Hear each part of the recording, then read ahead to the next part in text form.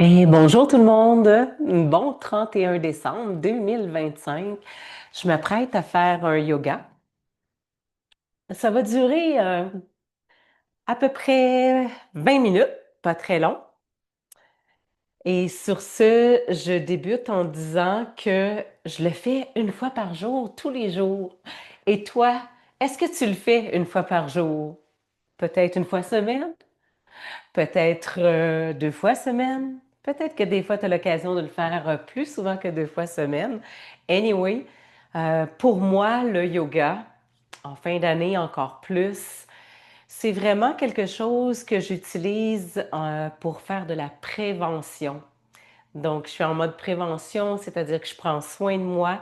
J'attends pas d'avoir une blessure, j'attends pas d'avoir mal quelque part pour faire du yoga.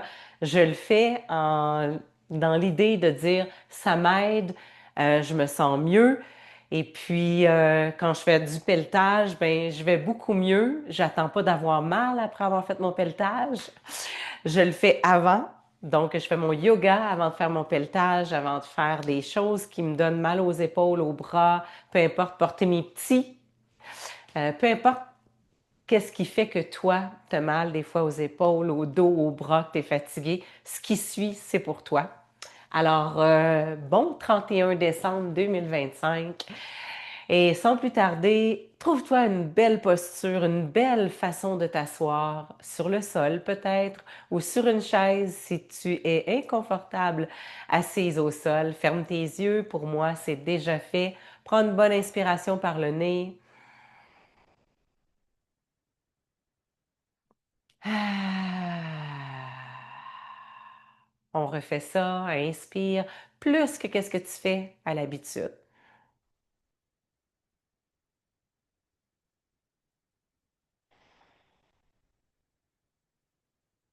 On refait ça une autre fois pour être bien sûr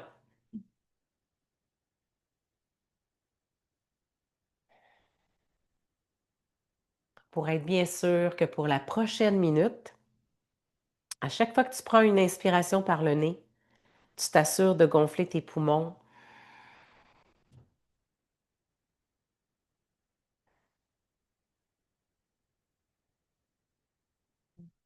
Gonfler tes poumons beaucoup plus que qu'est-ce que tu fais naturellement.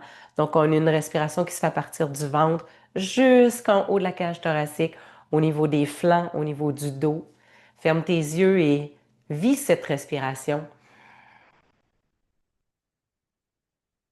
Sens ta cage thoracique qui prend de l'expansion. Quel bonheur, quel bonheur.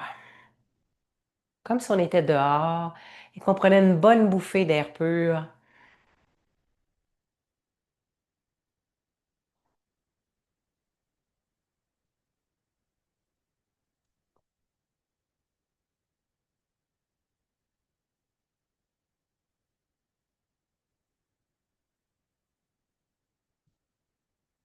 Peut-être faire un sourire. Et puis, cette respiration qu'on vient de faire pendant une minute, c'est notre respiration Ujjayi. Alors, durant nos prochaines minutes, durant nos exercices, on va garder cette même respiration. C'est super important parce que ça fait une connexion entre les mouvements, la respiration, puis le cerveau. Ça nous permet de rester plus attentive dans le moment présent. Et juste avant de vraiment commencer, est-ce que tu as vu cette magnifique lumière? L'hiver, là, c'est beau quand il y a de la neige puis qu'il y a une lumière comme ça, fait qu'on savoure, même si on n'est pas toujours dehors, on savoure quand même cette belle lumière. Et sans plus tarder, rejoins-moi, couché sur le ventre, les bras le long du corps. On soulève le tronc, les paumes de main font face au plafond, on redescend. On commence comme ça tranquillement pour faire un échauffement du haut du corps. Une belle préparation, encore pour deux. Et maintenant, on met les bras parallèles au sol, parallèles comme un 7,47, les paumes de main tournées vers le plancher. Et on fait la même chose, on s'envole. Expire.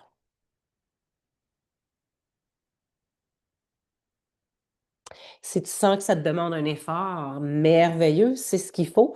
Tu sens bien tes muscles fessiers qui se contractent, tu sens bien les épaules qui se soulèvent, La tête, regarde un peu plus vers l'avant. Encore pour 3. Encore pour 2. Et magnifique. On positionne les mains ici à la poitrine. On soulève le tronc pour faire le cobra. Alors, les exercices qu'on est en train de faire actuellement sont spécifiques à notre magnifique colonne vertébrale et spécifiques aussi pour contrer notre posture journalière très inclinée vers l'avant. Alors, on fait une belle compensation, on rebalance. On donne la chance à notre colonne vertébrale de vivre pleinement une dernière fois. Et on se retrouve assise sur les talons, les bras jusqu'en haut, inspire. On s'en vient faire une flexion vers la gauche pour faire un beau Ardha Chandrasana. Ah. Encore une fois, essaie d'imaginer que tu es dehors en train de prendre une bonne bouffée d'air, là. À l'expiration, apaise ta tête, ton corps. Et tranquillement, ça va faire l'autre côté. Expire.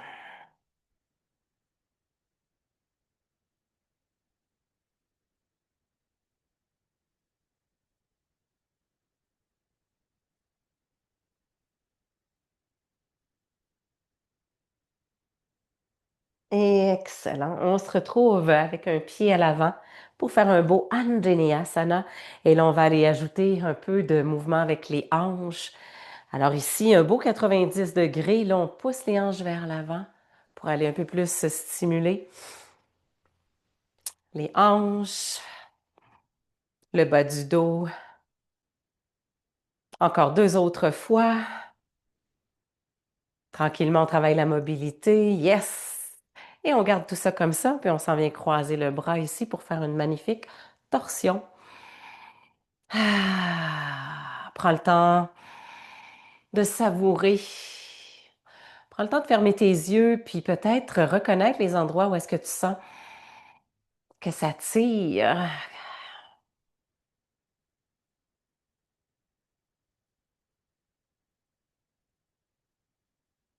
Alors, au lieu de faire 1000 répétitions, on maintient la posture et on la savoure. J'adore. On revient complètement à l'arrière et bien sûr, on va faire l'autre côté. On commence avec les mains sur les hanches. Excellent. Wow, l'équilibre. On se positionne. On réajuste, on retrouve son point de repère, balance, ferme bien le pied, ferme au sol, presse bien le pied ferme au sol. Oh, ça fait du bien ici. Et ça, là, c'est connecté avec le bas du dos. Et puis on maintient, on croise l'autre bras ici en arrière et on reste immobile, statique. Ferme tes yeux.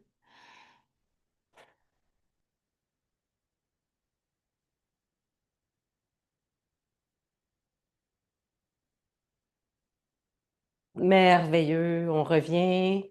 Les mains au sol, le genou en arrière.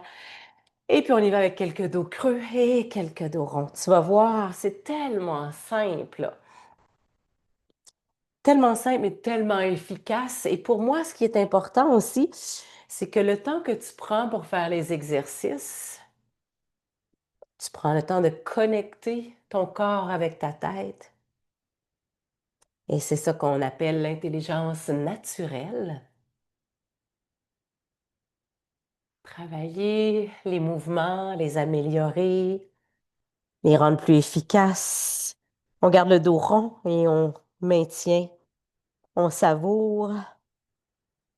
Tes yeux fermés ici, imagine ta colonne vertébrale bien ronde, bien arrondie. On fait de l'espace, on laisse un peu notre dos, nos vertèbres relaxer. On décompresse les vertèbres du cou, du haut du dos, jusqu'au coccyx, jusqu'au sacrum. Oh, quel bonheur. Garde tes pieds sur le bout des orteils. Viens maintenant t'asseoir un peu dans un child pose, mais en étant sur le bout des orteils. On va étirer les pieds, les orteils, allonge les bras vers l'avant.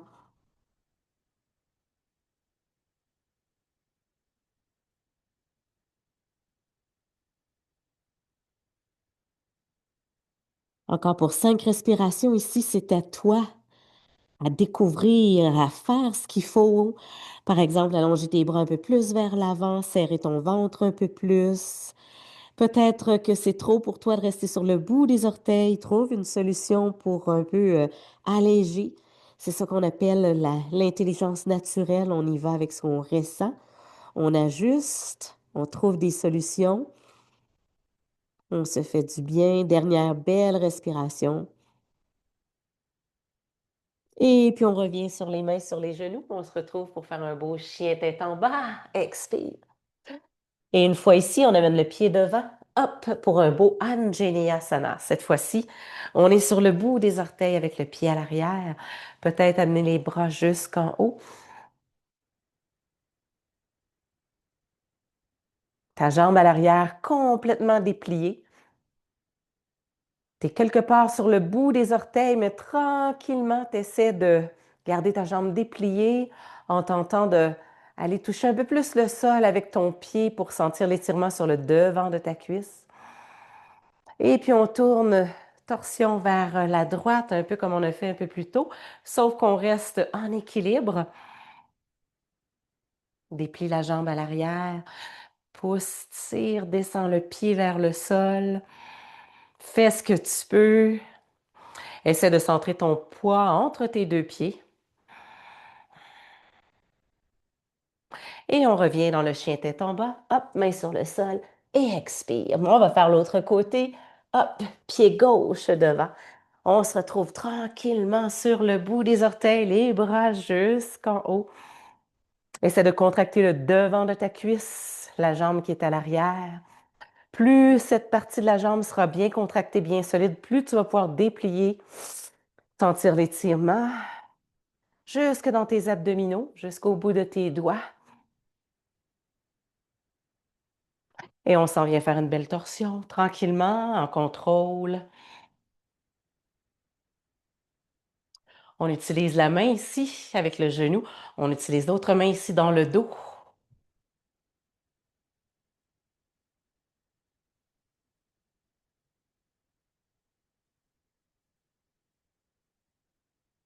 Et tranquillement, je reviens dans un beau chien tête en bas. Expire. On revient sur les genoux. Et puis on descend s'asseoir pour faire le toe killer. Ah, je l'aime celui-là pour les pieds, les orteils. Et quand mes pieds, mes orteils vont bien, mes chevilles vont bien, mes mollets, mes jambes, mes genoux, mes hanches. Et on s'en vient faire Ustrasana, main au bas du dos. Moi, j'aime fermer mes poings, mettre mes poings au bas de mon dos et pousser comme ça les hanches vers l'avant. On peut faire la même chose avec la paume de main.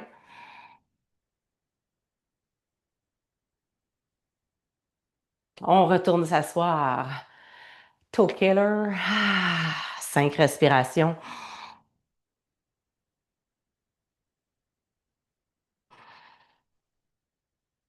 Aujourd'hui, on travaille beaucoup la respiration, on travaille beaucoup juste les pieds ici, là, l'arche des pieds, ça fait du bien, les tendons d'Achille, les chevilles, dernière respiration.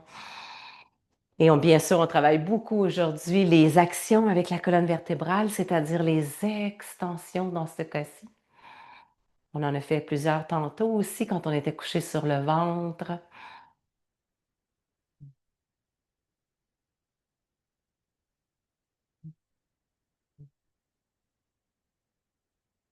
Dernière belle respiration dans ce merveilleux Ustrasana. En gardant tes mains au bas de ton dos, les poings fermés, reviens droite et on ramène les mains sur le sol et peut-être vas-tu sentir un peu le bas de ton dos qui a été sollicité. C'est bon signe. On serre bien le ventre ici en restant sur les mains sur les genoux. Puis quand tu es prête, hop, soulève les genoux de quelques centimètres.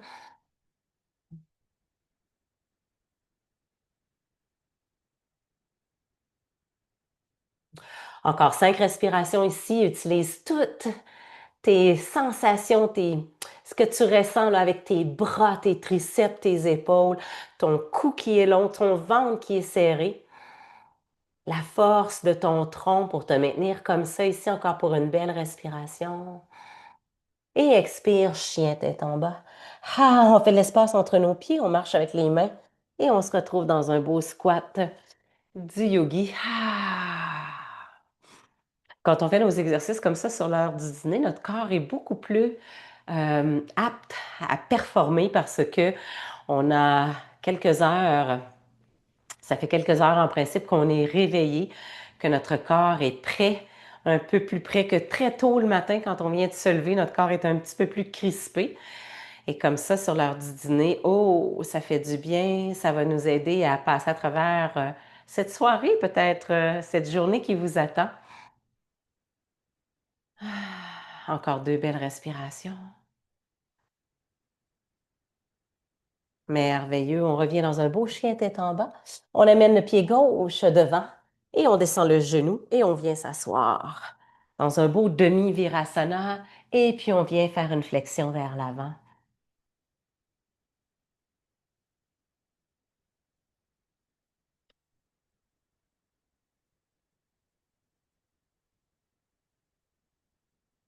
Sans plus tarder, on va aller un peu plus vers l'arrière pour étirer maintenant le devant de la cuisse, le quadriceps. Pour moi, cette option ici, je suis pas mal à mon maximum, mais c'est possible d'aller s'allonger complètement sur le dos. Donc, n'hésitez surtout pas, dépendamment de comment les quadriceps sont mobiles. Oh, que ça fait du bien.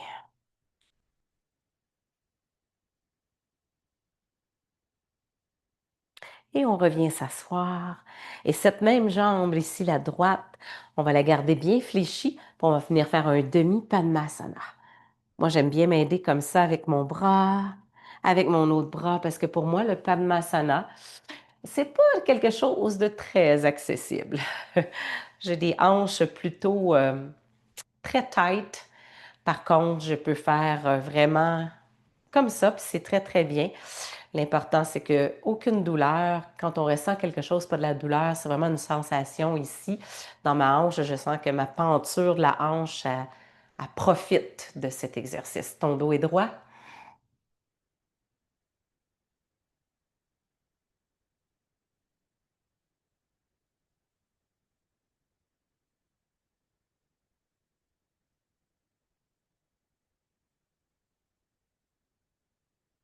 Excellent. On relâche le tout. On revient dans un beau chien tête en bas.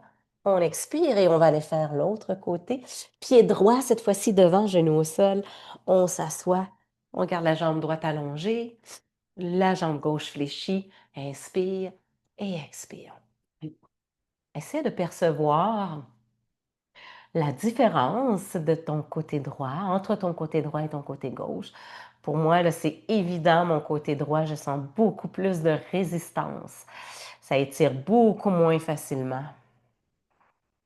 J'ai plusieurs points, là, je sens un peu plus de tiraillement.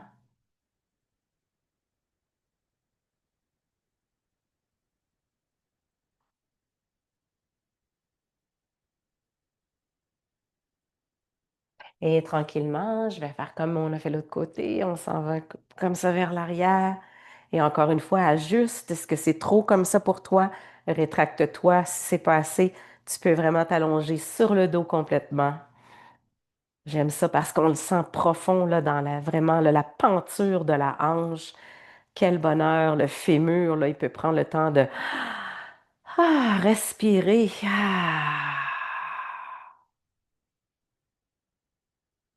Au lieu d'être tout le temps tout recroquevillé et fermé là, au niveau du bassin et du tronc, là, je suis en pleine expansion.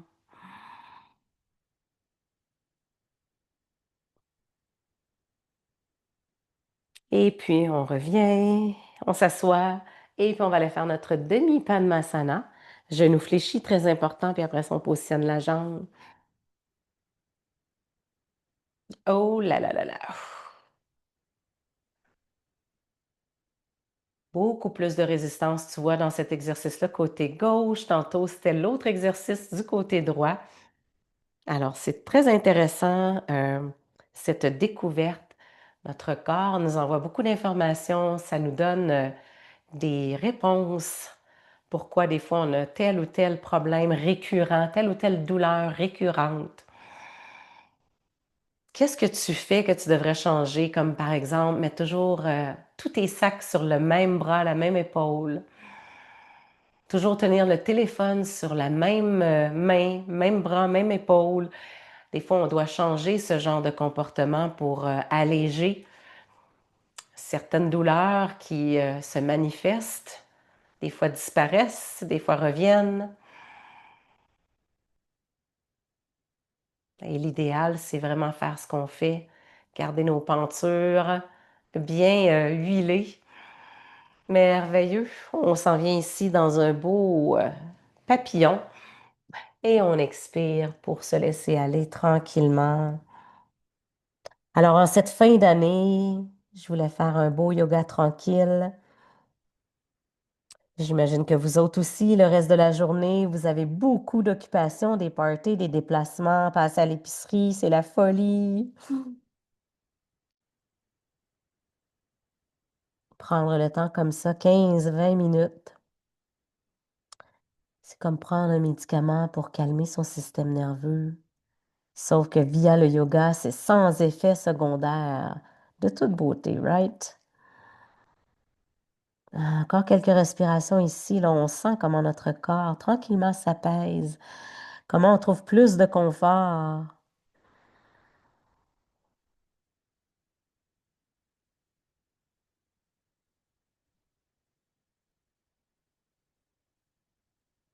Et tranquillement, on peut dérouler la colonne vertébrale. Et voilà, je ne vous retiens pas plus longtemps. On termine avec une belle respiration. Donc, on y va pour 1 minute seulement. Une belle expiration par la bouche. Et pour la prochaine minute, on y va seulement par le nez.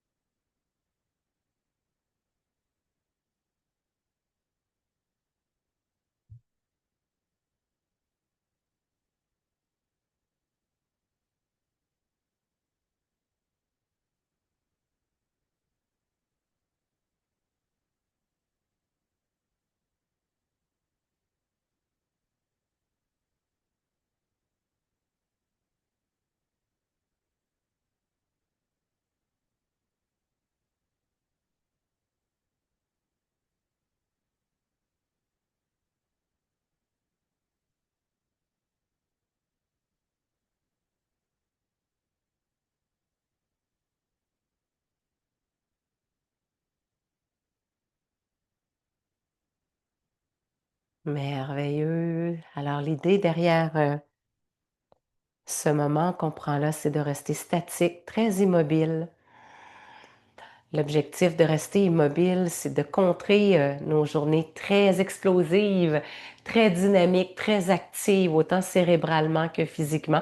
Quand on prend le temps de respirer comme ça et de s'asseoir, de se grounder, c'est un médicament assez puissant.